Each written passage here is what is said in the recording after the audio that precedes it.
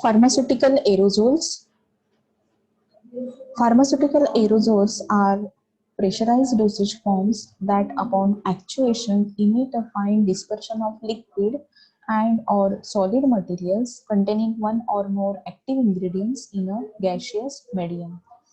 Here you can compare the regular perfumes containers which you use, and when you press the perfume container, at that time the fine mist of that perfume is sprayed.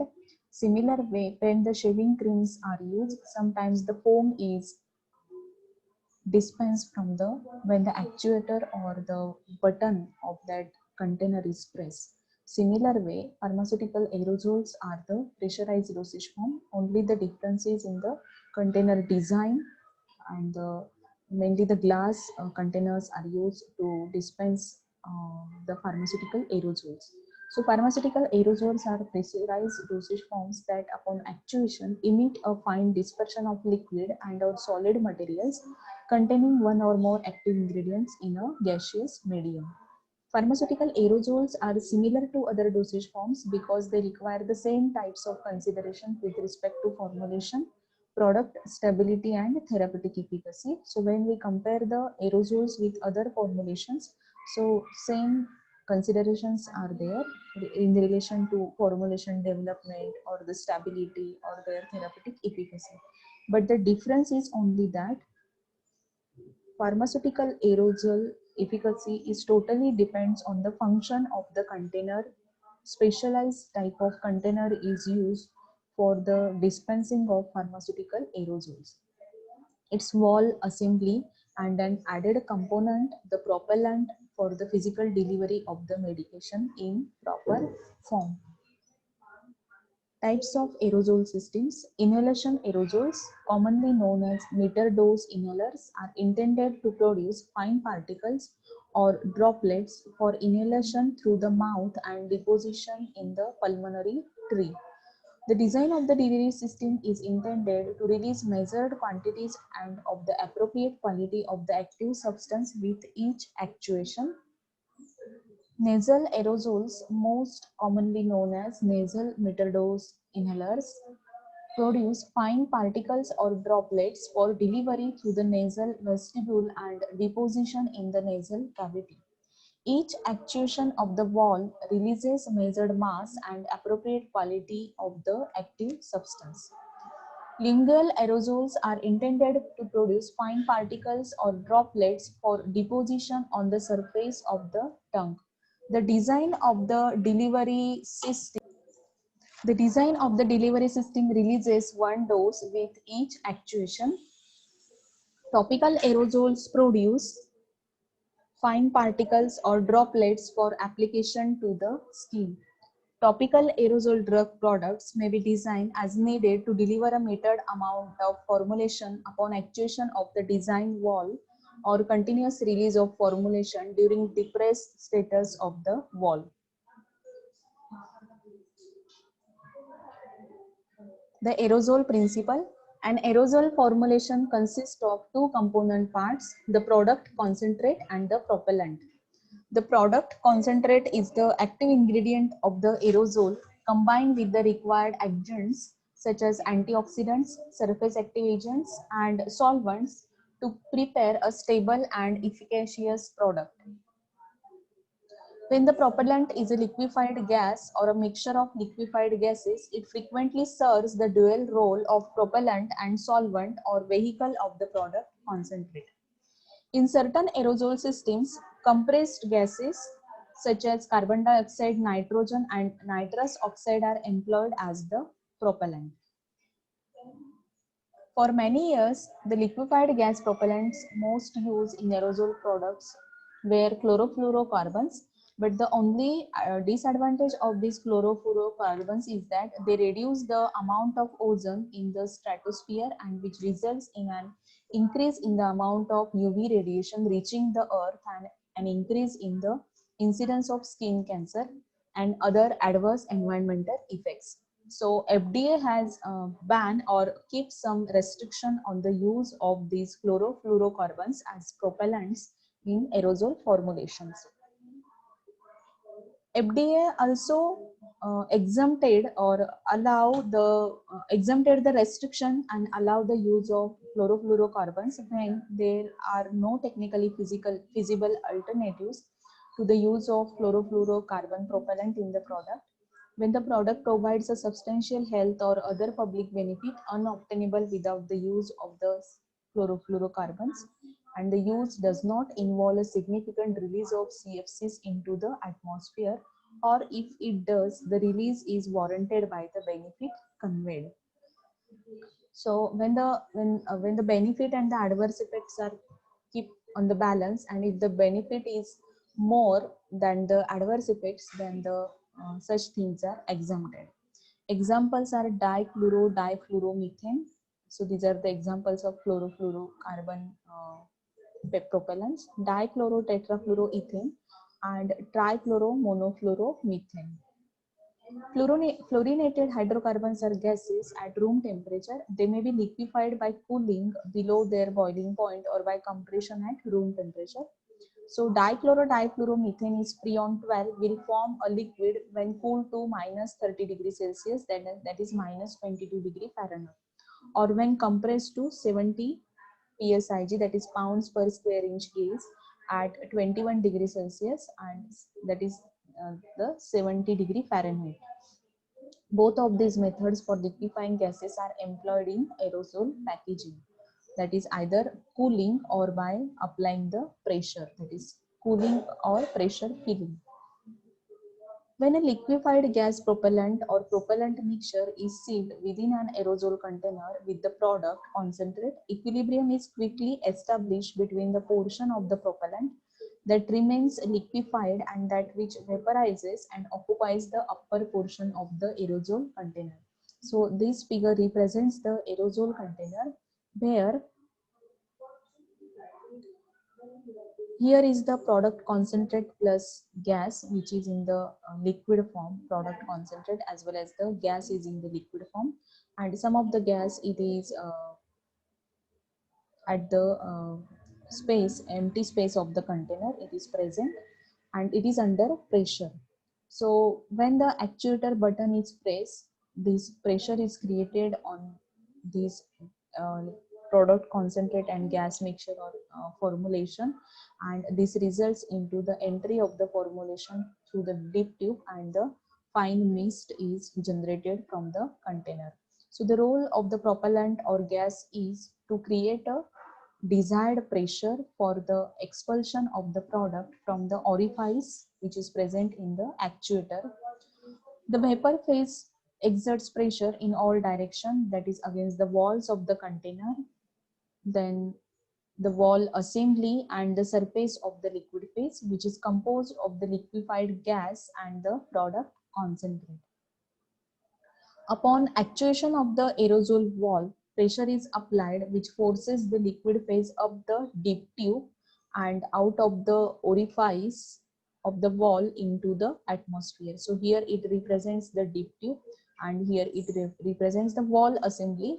So plunger cap is there. Then when the actuator button is pressed, the fine mist is sprayed. Then here it is the inlet and here it is the spring and gas under pressure, that is propellant, and some of the propellant it is also in the liquefied form. So dip tube, it is plastic tube. So upon actuation of the aerosol wall, pressure is applied which forces the liquid phase up the dip tube and out of the orifice of the wall into the atmosphere. As the propellant meets the air, it expands and evaporates because of the drop in pressure, leaving the product concentrate as airborne liquid droplets or dry particles, depending upon the formulation, whether it is liquid form of the drug or the powder form of the drug. As the liquid phase is removed from the container, equilibrium between the propellant remaining liquefied and that in the vapor state is re-established. Thus, even during expulsion of the product from the aerosol package, the pressure within remains virtually constant and the product may be continuously released at an even rate and with the same propulsion. However, when the liquid reservoir is depleted, the pressure may not be maintained and the gas may be expelled from the container with diminishing pressure until it is exhausted. Aerosol container and valve assembly.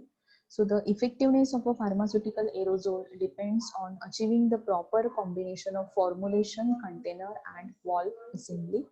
The formulation must not chemically interact with the container or valve component so as to interfere with the stability of the formulation or with the integrity and operation of the container and valve assembly. The container and valve must be capable of withstanding the pressure required by the product, and it must resist corrosion, and the valve must contribute to the form of the product to be emitted. Containers. Various materials have been used in the manufacture of aerosol containers, including glass, uncoated or plastic coated, metal including tin plated steel, aluminum and stainless steel, and plastics. Factors influencing selection of container: its adaptability to production methods, compatibility with formulation components, ability to sustain the pressure intended for the product, the interest in design and aesthetic appeal on the part of the manufacturer, and cost. So these are the different factors which influence the selection of container for aerosol. So the container material should be compatible with the formulation components. Then production methods are cold filling and pressure filling are there. So it should be adaptable to that production methods, filling operations.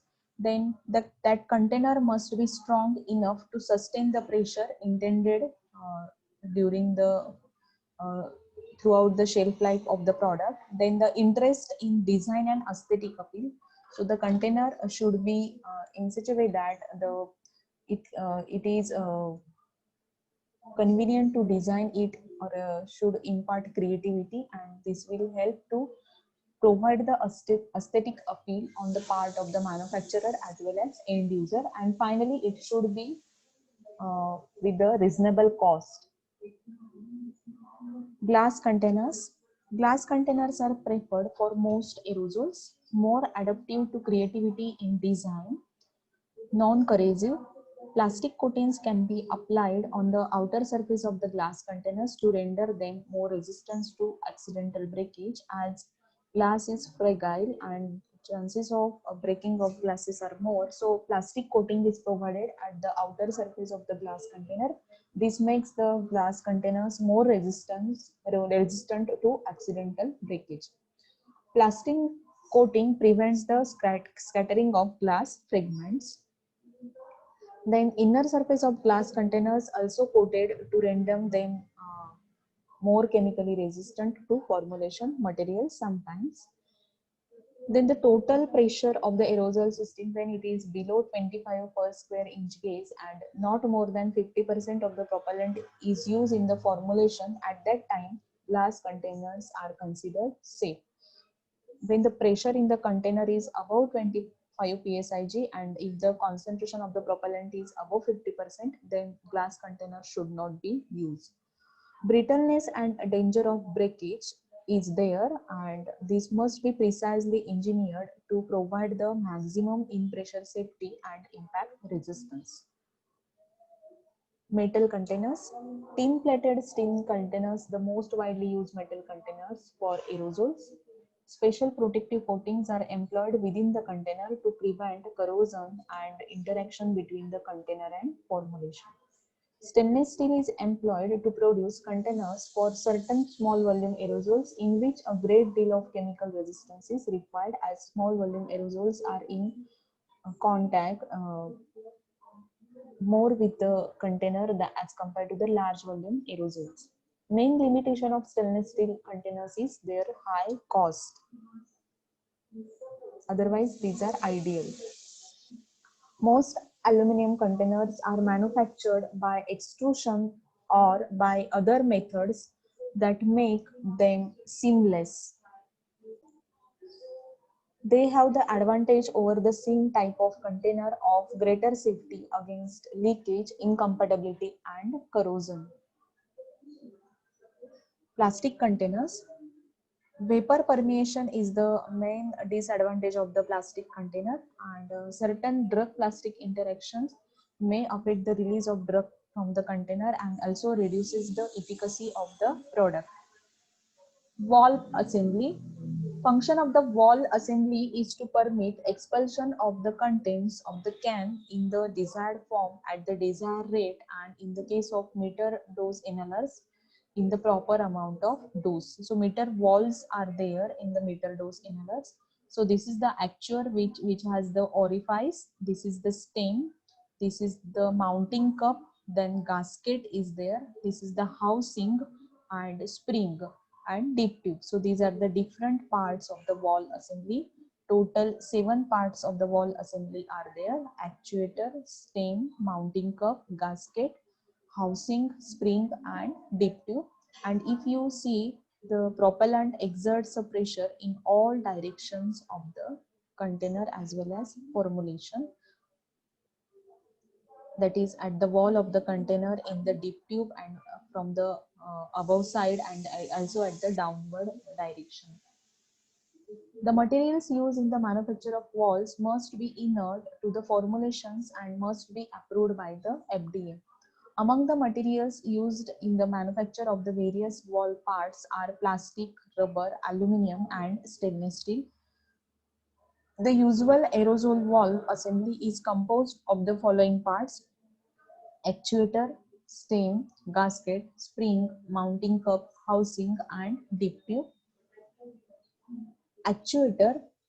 Actuator is nothing but the button, and the user presses this button to activate the valve assembly for emission of the product. Actuator permits easy opening and closing of the valve. Product is discharged through the orifice in the actuator. The design of the inner chamber and size of the emission orifice of the actuator contribute to the physical form, that is mist, coarse, spray, then solid stream or foam, in which the product is discharged. The type and quantity of propellant used and the actuator design and dimensions control the particle size of the emitted product. Larger orifices and less propellant are used for products to be emitted as foams and solid streams than for those intended to be sprays or mist. So these are having larger orifice and less propellant concentration. Stem. Stem supports the actuator and delivers the formulation in the proper form to the chamber of the actuator. Gasket is placed snugly with the stem and prevents leakage of the formulation when the valve is closed. Spring holds the gasket in place and is the mechanism by which the actuator retracts when pressure is released and returning the valve to the closed position. Mounting cup attached to the aerosol can or container and holds the valve in place. The underside of the mounting cup is exposed to the formulation, hence it must be compatible with the formulation. And whenever necessary, it can be coated with the inert materials such as epoxy resin or vinyl to prevent the undesired interaction between the mounting cup and the formulation. Housing. It is directly below the mounting cup. The housing links the deep tube and the stem and actuator. With the stem, its orifice helps to determine the delivery rate and the form in which the product is emitted.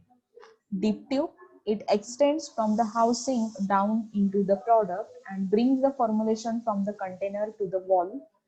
The viscosity of the product and its intended delivery rate dictate to large extent in the inner dimensions of the deep tube and a housing for a particular product. Actuator, stem, housing and deep tube are mainly prepared with the plastic material. Mounting cup and spring are made up of metal, whereas gasket is either rubber or plastic resistant to the formulations, but it is mainly of rubber. Filling operations. So as we discussed earlier, fluorinated hydrocarbon gases required to be liquefied by cooling below their boiling point or by compressing the gas at room temperature. So these two pressures are used in the filling of aerosol containers with propellant. So cold filling, in the cold method, both the product concentrate and the propellant must be cooled to minus 34.5 degrees Celsius to minus 40 degrees Celsius. That is minus 30 to minus 40 Fahrenheit, degree Fahrenheit. Then this temperature is necessary to liquefy the propellant gas, and the cooling may be a mixture of dry ice and acetone or more elaborate refrigeration system. So after the chilled product concentrate has been quantitatively metered into an equally cold aerosol container, the liquefied gas is added. So the product is also chilled and then it is quantitatively metered into the aerosol container, which is also cold, and then liquefied gas is added. So when sufficient propellant is added, the wall assembly is inserted and crimped into place. The heavy vapors of the cold liquid propellant generally displace the air in the container. However, this may result into the loss of propellant also along with the air. And because of low temperatures are required, aqueous systems cannot be filled by this process because the aqueous system turns to ice, the water present in the systems. For non-aqueous systems, some moisture usually appears in the final product due to the condensation of the atmospheric moisture within the cold containers. By the pressure method, second method is pressure filling. So the product concentrate is quantitatively placed in the aerosol container and the wall assembly is inserted and crimped into place, and the liquefied gas under pressure is metered into the wall stem from a pressure burette. Pressure filling has two advantages over cold filling, that is a less danger of moisture contamination of the product and less propellant is lost during the filling process. When compressed gases are employed as the propellant in aerosol system, the gas is transferred from large steel cylinders into the aerosol containers. Prior to filling, the product concentrate is placed in the container, the wall assembly is crimped into place, and the air is evacuated from the container by a vacuum pump. The compressed gas is then passed into the container through a pressure reducing valve attached to the gas cylinder, and when the pressure within the aerosol container is equal to the predetermined and regulated delivery pressure, the gas flow stops and the aerosol valve is restored to the closed. For gases like carbon dioxide and nitrous oxide, which are slightly soluble in the product concentrate, the container is manually or mechanically shaken during the filling operation to achieve the desired pressure in the headspace of the aerosol container. Thank you.